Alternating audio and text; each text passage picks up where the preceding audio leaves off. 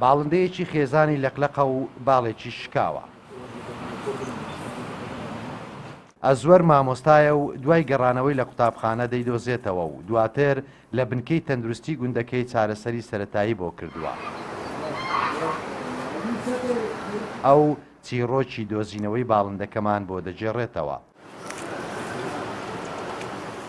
کاتێک گەڕامەوە بینیم ئەو قازە کەوتوتە خوارەوە و هاوڕێکەکەی بەسەریەوە ئەفڕی و هەر شودا بەرز ئەبەوە بینیم چم لێی نزیکمەوە ئەو قازەکەی تە خوارێ و تەماشام کرد و باڵی شکاوە دیار بوو گولەیەکیان لە باڵیدا و نەیەتوانی بفڕی. لانی پەیوەندیدار و ژینگە دۆستانمان لێ ئاگدار کردەوە ئەوش ئەمڕۆ بە خۆشحاڵیەوە هاتن بەهانای ئەوە باڵندەیە هاتن کە دەمانەوێت چارەسەری بکەین پاشان بگەڕێنەوە نێو سروشتی جوانی ئەو ناوچێ و سروشتی کوردستانی پێ بەڕازێنینەوە.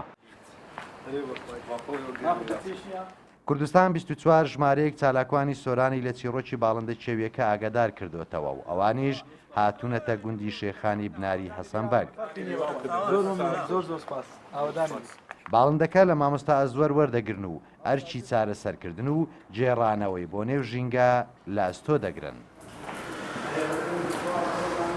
دەستخۆشی لەو مامۆستایە دەکەم کە لە گوندی شێخان بە شێوەیەکی زۆر باش ئەو ئاژەڵەی لای خۆی پاراستبوو تا تیمەکەی ئێمە گەیشتە ئەوێ و ئێمە باڵندەکەمان هیناوە هینامانە بێتەرنەری سۆران لەوێ لە ڕێگای دکتۆر سەیدەوان و حیلاجی سەرەتایی لۆکرا ئێمە باڵندەکە لای خۆمان حیلاجی بۆ دەکەین و تا وای لێ دێت بە تەندروستێکی باش بگەڕێتەوە ناو ژینگە.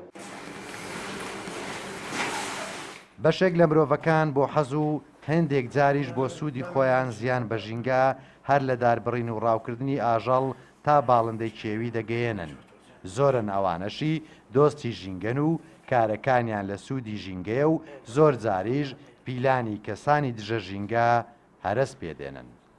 تەیفور محەممەد، کوردستان 24 سۆران.